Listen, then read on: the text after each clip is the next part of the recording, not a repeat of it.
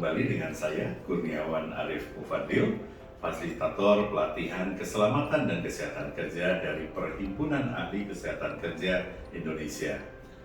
Pada kesempatan hari ini kita akan membahas mengenai surveillance kesehatan kerja.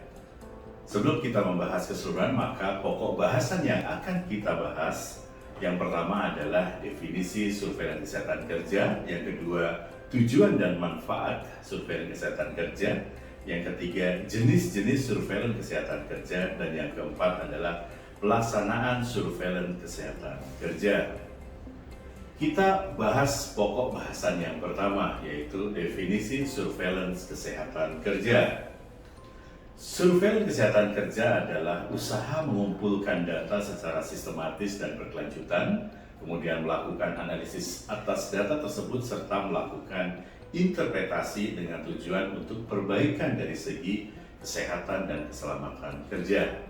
Surveillance kesehatan kerja dilakukan dengan melakukan penelusuran data-data penyakit akibat kerja, keberadaan bahan berbahaya beserta exposure atau pajanannya, serta melakukan monitor tren atau kecenderungan dan perkembangan dari kesehatan kerja tersebut. Sehingga ini merupakan suatu upaya dalam rangka meningkatkan kesehatan kerja bagi para pekerja. Pokok bahasan kedua adalah tujuan dan manfaat surveillance kesehatan kerja.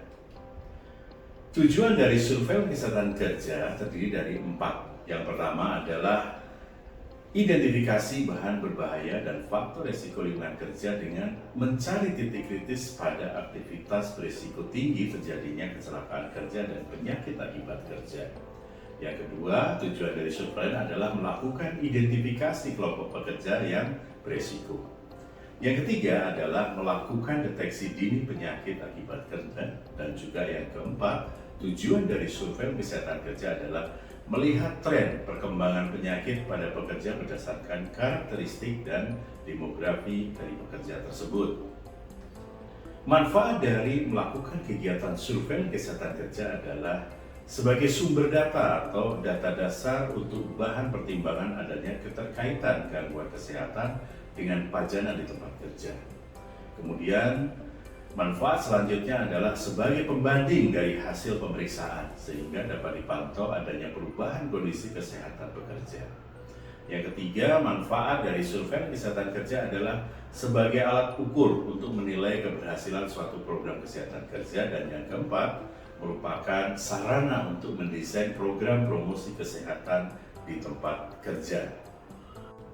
Baik, setelah kita tadi melihat manfaat surveillance kesehatan kerja, maka pokok bahasan yang ketiga adalah jenis surveillance kesehatan kerja. Secara umum, jenis surveillance kesehatan kerja dibagi menjadi 3. Yang pertama adalah surveillance kesehatan pekerja, yang kedua adalah surveillance lingkungan kerja, dan yang ketiga adalah biomonitoring.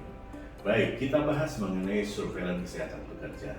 Secara umum, surveillance kesehatan pekerja merupakan suatu survei efek kesehatan melalui pemeriksaan kesehatan medis atau kegiatan melakukan deteksi dini. Nah, dari hasil pemeriksaan akan dianalisis, diinterpretasikan bahwa penyakit yang timbul pada pekerja tersebut disebabkan oleh proses bekerja ataupun paparan dari lingkungan kerja atau bukan dari keduanya. Kemudian, surveillance lingkungan kerja. Surveillance lingkungan kerja merupakan survei terhadap lingkungan tempat kerja dari para pekerja yang meliputi beberapa faktor, diantaranya adalah faktor fisik, faktor kimia, faktor ergonomi, faktor psikososial, faktor gaya hidup, dan juga faktor biologi. Yang ketiga, jenis surveillance kesehatan kerja adalah biomonitoring. Biomonitoring ini merupakan pengukuran untuk konsentrasi kontaminan kimia yang terabsorpsi oleh pekerja. Nah, pada biomonitoring ini dilakukan pemeriksaan bagian tubuh sebagai media seperti darah, urin, jaringan lemak, dan yang lainnya. Nah, dari survei kesehatan pekerja ini, maka kita bisa membagi kembali terkait dengan pemeriksaan kesehatan pekerja. Jadi bisa kita bagi menjadi jenis pemeriksaan kesehatan pekerja berdasarkan waktu ya, pemeriksaan awal, pemeriksaan selama bekerja, dan juga pemeriksaan akhir. Kemudian yang kedua juga bisa dibagi jenis pemeriksaan kesehatan berdasarkan pekerjaan. Jadi berdasarkan jenis pekerjaan yang memerlukan pemeriksaan kesehatan khusus. Misalnya pada petugas medis, paramedis, petugas pencampuran obat kemoterapi, pekerja di offshore, ya, petugas pencampuran warna tekstil, operator mesin, penyelam, pilot, pemadam kebakaran, ataupun operator alat berat. Ini memerlukan pemeriksaan kesehatan khusus. Kemudian, jenis pemeriksaan kesehatan berdasarkan hazard ini juga dilakukan. Misalnya adanya pemeriksaan kesehatan khusus untuk pekerja yang berada di area bising, area dengan debu silika, suhu ekstrim, bahan kimia, misalnya pelarut organik, logam berat, ataupun asbes. Kemudian, beberapa kita lihat jenis bahaya atau hazard di lingkungan kerja, misalnya bahaya fisik, ya, bahaya kimia, bahaya ergonomi, bahaya psikososial, bahaya gaya hidup, dan juga bahaya biologi. Nah, biomonitoring ini merupakan suatu pengukuran untuk konsentrasi kontaminan kimia yang terabsorpsi oleh pekerja. Nah, pada biomonitoring ini dilakukan pemeriksaan dari bagian tubuh sebagai sampel ataupun media, ya, dari darah, urin, jaringan lemak, dan yang lainnya. Nah, dengan biomonitoring ini bertujuan untuk mengetahui tingkat dan efek terhadap pekerja. Dengan melakukan biomonitoring, maka dapat diketahui berapa jumlah dosis pajanan yang masuk ke dalam tubuh pekerja tersebut. Pokok bahasan yang keempat adalah mengenai pelaksanaan surveillance kesehatan kerja. Nah, ada 3 tahapan dalam melakukan pelaksanaan surveillance kesehatan kerja. Tahap yang pertama adalah tahap pengumpulan data. Nah, data ini bisa didapatkan atau diperoleh dari data primer ataupun data sekunder. Nah, hal yang diperhatikan dalam pengumpulan data ini adalah mengenai ruang lingkup data yang diambil, populasi, validitas, reliabilitas, waktu dan durasi pengumpulan data, serta alat dan metode pengumpulan data. Nah, data yang dikumpulkan adalah data faktor resiko dan data gangguan kesehatan dari pekerja serta hasil dari biomonitoring yang sudah dilakukan. Tahapan kedua adalah tahap analisis data.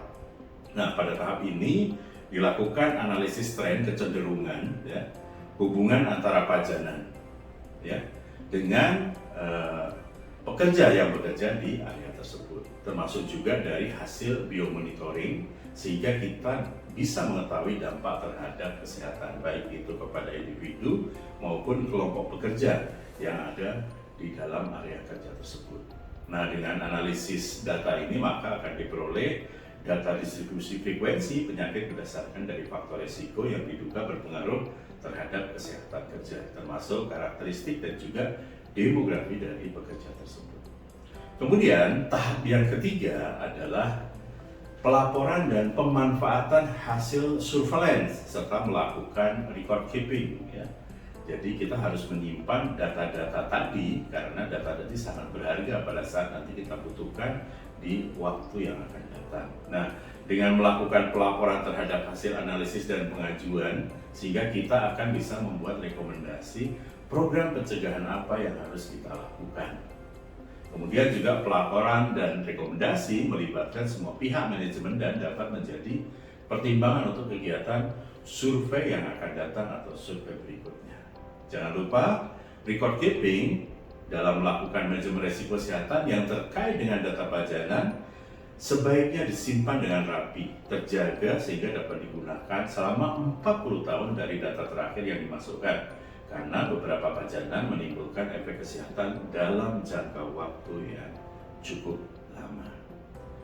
Nah, demikian tadi adalah 4 pokok bahasan yang kita bahas terkait dengan surveillance kesehatan kerja.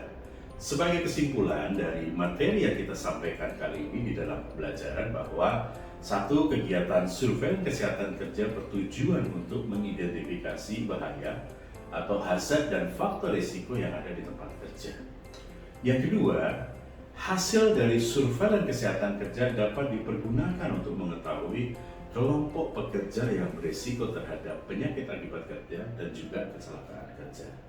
Dan kesimpulan ketiga adalah Surveillance kesehatan kerja dapat dimanfaatkan sebagai sumber data, pembanding hasil pemeriksaan, alat ukur keberhasilan program, dan dapat dipergunakan untuk mendesain program promosi kesehatan kerja.